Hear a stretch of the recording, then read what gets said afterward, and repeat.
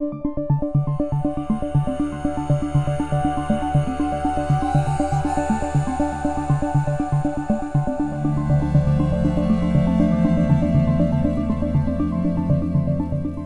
and welcome to Arising from the Anger. This is Jarod R. Facknitz, and I am exploring the topic of anger, particularly as it relates to men and contributes to so many ills in our society. Today, I had the pleasure of speaking with Dr. Everett Worthington, whose research and writing focus on forgiveness and other virtues. He has written over 30 books on topics such as forgiveness, character strength, religion and psychology. He's published over 350 scholarly articles. His mission is to spread forgiveness to every heart, home, and homeland across the earth. Dr. Everett began thinking about how the practice of forgiveness relates to justice, faith, and virtue following the murder of his mother in 1996. At the time of calling me, Dr. Worthington was about to be making presentations around the globe, so I was deeply honored to have the time to speak with him. There was a degree of surrounding interference due to construction, but what Dr. Worthington has to say is certainly worth hearing. And without further ado, here is Dr. Worthington.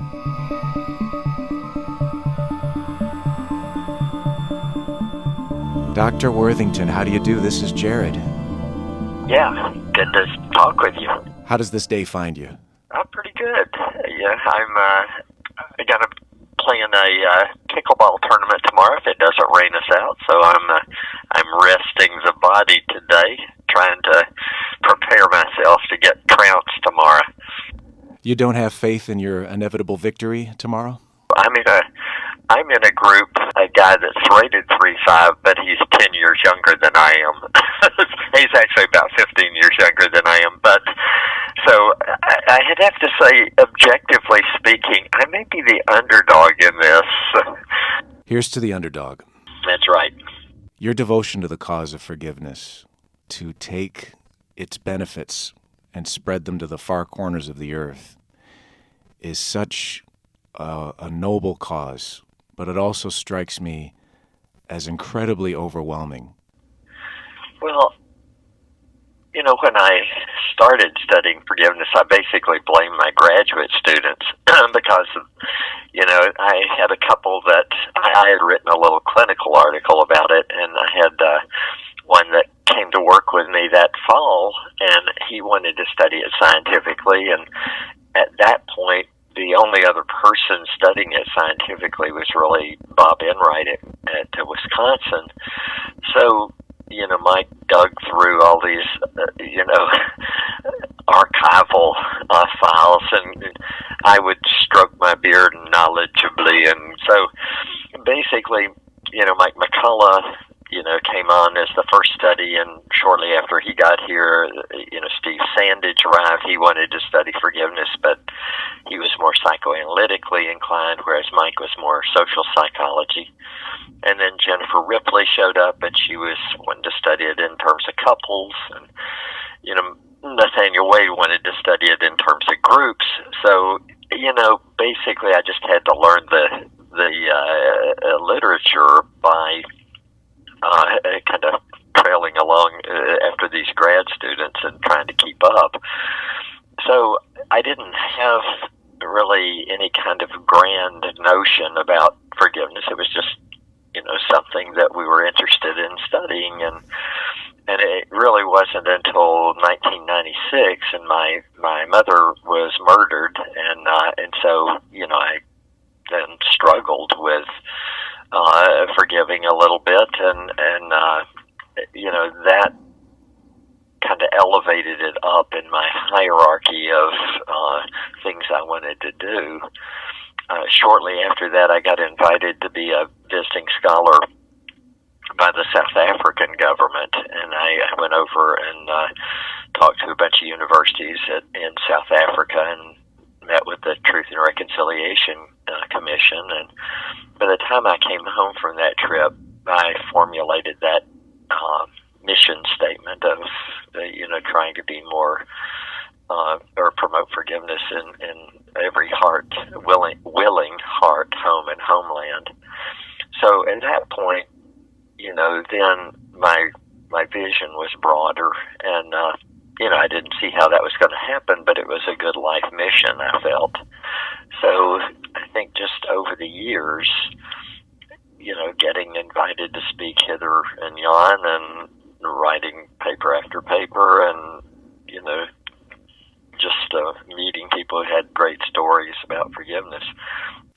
Yeah, so you've been all over the world. You mentioned in our email thread you're doing a media presentation to New Zealand, and that's today, presenting to Israel and the University of Oxford and Barcelona. Do you feel there are ways that you can actually quantify receptivity versus resistance to forgiveness as a concept in different parts of the world based on regions or cultures, religions, and traditions? Or by and large, do you find that people tend to be receptive toward the benefits of what forgiveness can provide?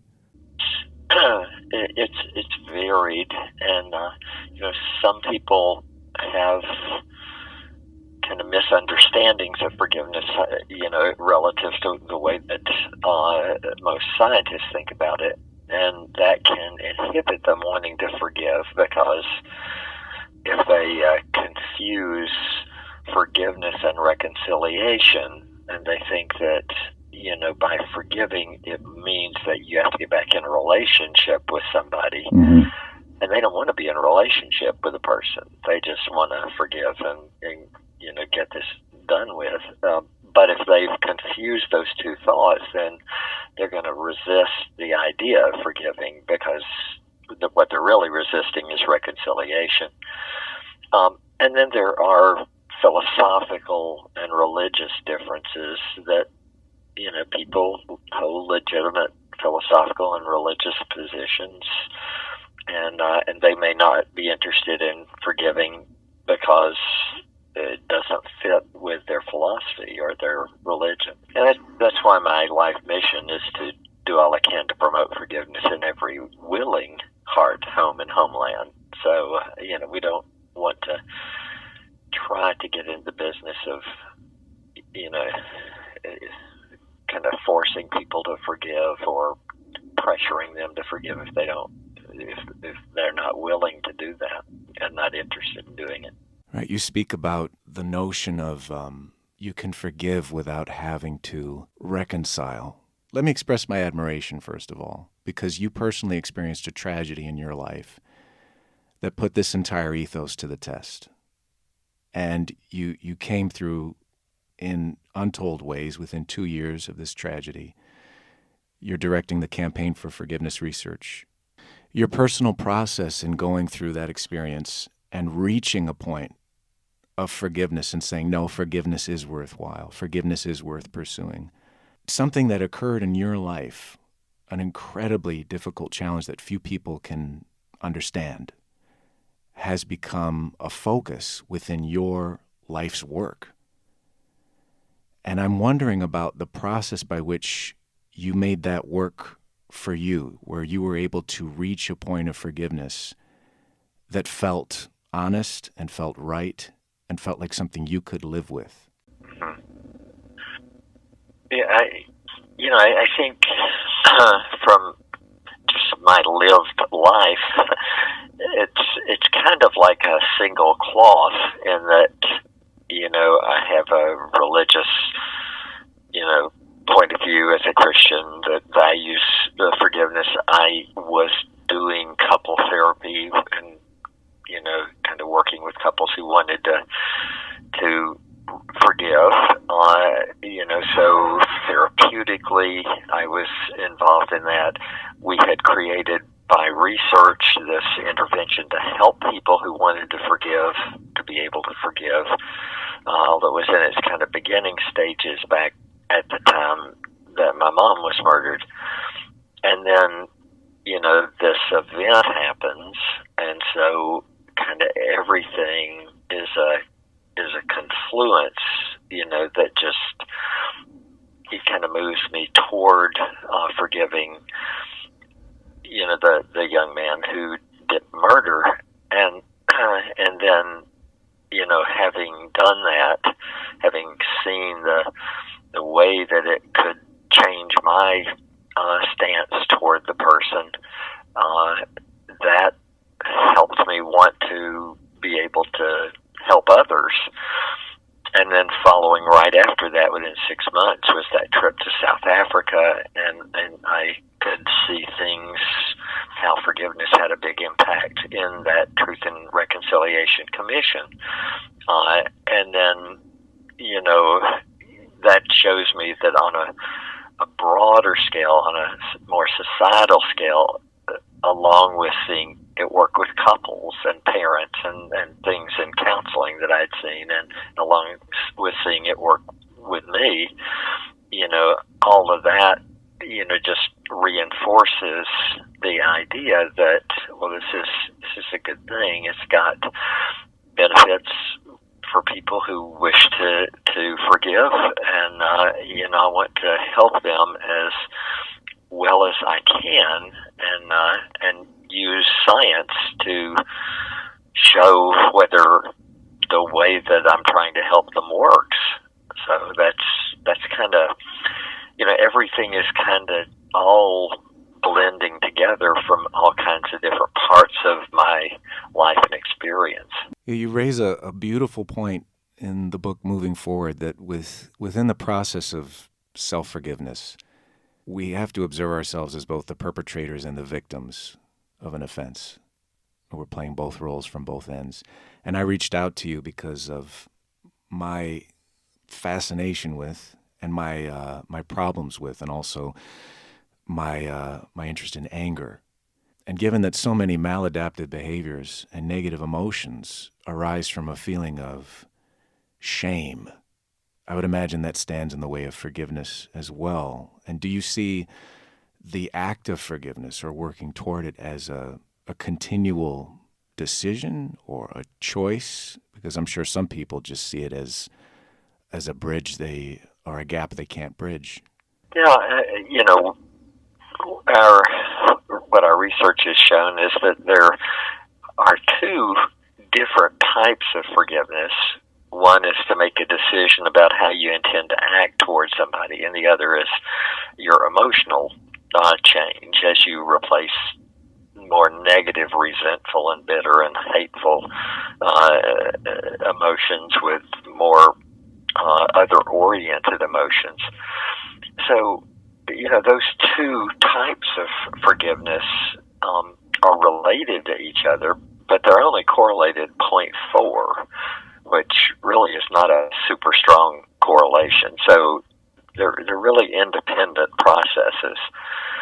And so making a decision to forgive is something that people can do kind of one and done.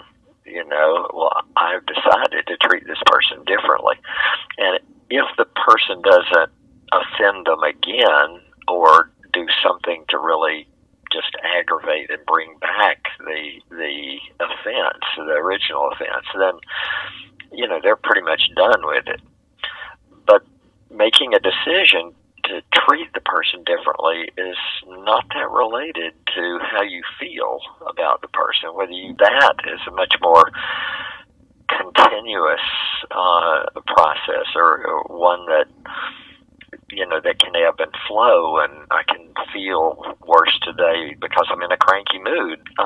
So it's much more fluid and takes longer and tends to pop up later when I think, I thought I had that taken care of. And so I think emotions are, unruly. We can't rule them very well, and so I think that's where the forgiveness overlaps, or the unforgiveness maybe overlaps with the anger, because anger is one of the 6 emotions that is blended together that gets called unforgiveness. So resentment, bitterness, hostility, hatred, anger, and fear. So so that unforgiveness can ebb and flow, just like the anger can ebb and flow, depending on what happens and what I feel like, and what the other person does. So there's kind of a situational pressure that aggravates or it heightens or lessens emotions. There's an intrapersonal environment of how I feel or what my personality's like, and then there's this interpersonal environment about what the other person does that maybe aggravates me again or mollifies me again, whatever. Right. It seems like a sort of a constant battle, to my mind.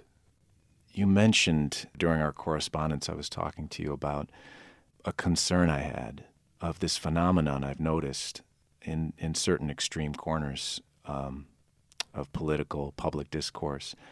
And it's whenever a celebrity is caught in an act of wrongdoing, they issue an apology, or at least attempt to. And it seems as though they're walking through a criteria of buzzwords, and one of the terms is unforgivable.